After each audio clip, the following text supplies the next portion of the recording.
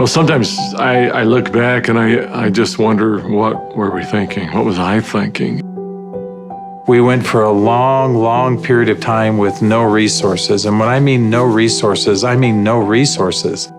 People told us we were crazy to go all in. Is this really going to work? I think some of the most beautiful things can emerge through trial and through difficult times. I had been a physician for a long period of time, and I'd had a patient who came to see me, and they would ask me, Dr. Hill, what do you think about the essential oils? And I made the mistake one time of saying, I think that's one of the craziest things I've ever heard. She looked me right in the eye and she said, I am so disappointed to hear that, because that's done more for me than you or any of your colleagues or anyone has ever done for me. And it intrigued me. And over time, I became more intrigued. I became involved with essential oils. And now for the last several decades, this is all that I have focused on and all that I have done. I remember when I first came into the essential oil industry, I thought they were voodoo oils. I thought they were really, really strange. It wasn't long before I started using oils on my kids, and I was amazed at what I was able to do and how it empowered me as a mom to take charge of my family's healthcare. So I was a huge skeptic. Parents were educators. My father was a professor of physics. So I just wasn't raised with anything but allopathic Western medicine. I learned over the years how effective they were and can be, especially if they're pure. When you make a claim that your product is 100% pure and you don't know that it's 100% pure, that's an integrity problem. I sort of made this conscientious decision. You have to, as a human, recognize that you have an obligation to help and to serve other people. After working 10 years in the essential oil industry, I found myself leaving for integrity purposes, because I knew that essential oils had to be pure. The desire of my heart was just to go home and raise my children. I've tried all the essential oils out there. There's nothing that meets the quality standards our family needs to use for our health care. And it was in that moment that I knew, stop thinking with your head and start thinking with your heart. It all came together, and I had such a grand vision of going out and finding the world's most pure, most potent essential oils and educating mothers like me how to take charge of their health care. So it was in that moment, before fear took over, that I picked up the phone and I called Dave. And Emily Wright called me at the time and just said, what if we could go out and source the most pure essential oils on the planet and bring them to the world in a mainstream fashion? And he got really emotional. And Dave doesn't get emotional. And actually it was that right then and there. That was the genesis for me. And I just kind of felt strongly like, yeah, we're going to start a company. So I hung up the phone with Dave. I picked up the phone and I called Dr. Hill. And as I called him, I still remember he kind of giggled. And I said, Doc, this isn't funny. I'm serious about this. What if we could go out and find these pure oils like we've always wanted to do? And what if we could educate people to really understand the power behind these oils? And he said, no, Emily, I'm not laughing because I think your idea is crazy.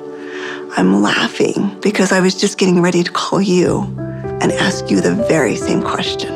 It started with an initial little small meeting in an Italian restaurant in the far corner, and we met for 5.5 hours until they finally kicked us out of the restaurant because we weren't buying food anymore. And we just started to dream. We would meet anywhere we could find some space to meet. And it was in some strange places. Of course, the basement of the Normal Library was one. We got too rambunctious and they finally kicked us out of the library. Sometimes it was in the basement of our homes. I remember not telling my kids, that I was unemployed and starting a new thing, but the dad was working on a project in the basement. As I did the business plan, I started to realize that this was going to be big. I just knew that with such a good team and product that had changed our lives, we felt like this was going to be significant. So as we began in the spring of 2008, that's when we had a massive falling out with the housing market in the United States. And there was a lot of panic and a lot of fear. We looked at starting this company. The first thing you think is, I got to raise money. I've got to get capital. And we set out to do that initially. And actually ended up, the four of us, back in New York City, visiting with some very high-profile people. And as we gathered together that next morning at that conference table, and we've got, all of these Manhattan-style managers that are meeting with us, and they quizzed us for hours. Finally, at the end of the day, they looked at us and they said, "We believe that your business model is going to work. We believe that you will be successful, and we want to fund your venture. We'll give you $5 million. And we all, of course, felt extremely elated. They were willing to fund the company, but of course they were interested in 51% and control. And I just remember the feeling we had as we walked away from that conference table. And the four of us found ourselves in front of the Statue of Liberty. And I remember looking across the water. Almost as if on cue, as I recall, we all just grew somewhat silent. And as we looked out over the water, and I looked at the Statue of Liberty, what rung true to me is, we're doing this to give people freedom. And if we take their money, we can't make people free. And we can't make this dream that we have a reality, because they'll never allow us to bring the quality of essential oils that we know we have to have to light. Because they'll be looking for an exit strategy, they'll be looking for a return on their investment, and that can't be part of the equation. I remember standing right next to Dave Sterling, and Dave looked at me, and in kind of a somewhat shocking way, he asked me, "How much money do you have, Doc?" And I said, I don't know. And he said, "How much can you pull together?" And I said, "I don't know." And he asked each one of us in succession, and before we left the park that afternoon, we had made the decision that we were unable to take any resources from anybody, and instead, we would all leverage everything we have. We took the equity out of our homes, we cashed out 401ks, we liquidated everything we owned in order for this dream to come to fruition. And so as I expressed this to my wife, I remember very clearly, she just looked at me and said, "Well, I trust you. You'll take care of us, and we'll be fine." And we had family members even come to us to say, "You're foolish. Your family is going to be homeless." So we went all in, everything. We didn't hold anything back. We thought it would be for just a couple of months that we went without any income, but it was 13 months. Those final months, we're eating almonds and yogurt and telling our kids they can't go to dance practice and they can't play sports because we don't have enough money. But having that belief that it was all going to be worth it. And I remember a day that we had $5,000 left in our account. $5,000 because we just put together this big oil order. And we didn't know how we were going to make payroll. We didn't know how we were going to make commissions. And just to see how doors open every single time, as long as we continued to step forward, the doors open. People ask me sometimes, how are you guys able to do what you did? And, but everybody rolled their sleeves up and we did every job. We did this job, this job, this job. I was supposed to go out and find these precious oils.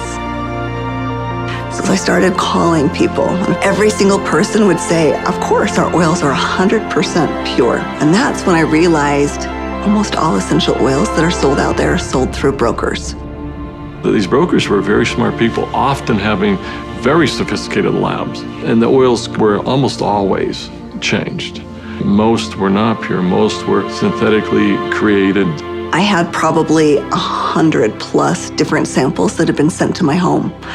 And every time we would meet, Dave, Dr. Hill would say, Emily, have you found the oils yet? I'd have to say, not yet. Like, are we going down the right path? Is this really what we're supposed to do? And I remember one beautiful day, I opened up my doorstep and 5 oils showed up all in the same day. It was frankincense, lavender, tea tree, lemon, and peppermint. As I smelled these bottles, I called up Dave and I called up Dr. Hill and I said, I found the oils. I brought my camera because that was going to be a moment that I wanted to capture. And we pulled the lid off and smelled it. We were confident that these were the purest oils on the planet. I remember that first discussion we had. We talked about the culture of the company. What type of soul do we want doTERRA to have? And we realized that these oils are experiential. And we realized it had to be a person-to-person model. We had to bring people together. We've got to have a culture of giving back. We have to have a culture of caring. Locking arms with the people who are putting the seeds in the ground, who are harvesting these products. It's making sure that their needs are met. As I look back on it today with doTERRA, it's overwhelming to me to see the impact it is around the world. There's a lot of sacrifice, but again, those are days we look back on, with some pride. Sacrifice is a really important piece. Today, we've empowered nearly 8 million families all around the globe. We're now filling 315,000 bottles of oil every single day. And just to think about it on that scale just warms my heart, knowing that every single bottle is changing somebody's life on both sides of the bottle. I believe every single person in this world needs essential oils. Essential oils are the great equalizer. We have single-handedly changed the acceptance of essential oils in science and in medicine. We are so committed to this work. We are so humbled to be stewards of what nature has created so perfectly for us. And we're so grateful for all of our amazing employees, for all of our amazing wellness advocates, for all of our amazing customers all around the world. We haven't changed in our mission. We haven't changed in our purpose. We're still true to those things that very early on were important. If doing the right thing was important then, doing the right thing is important now. If helping and giving service to other people was important then, it's important now. If sourcing oils differently and doing what had not been done before was important then, it's important now. We feel like, as crazy as it sounds, we're still just beginning.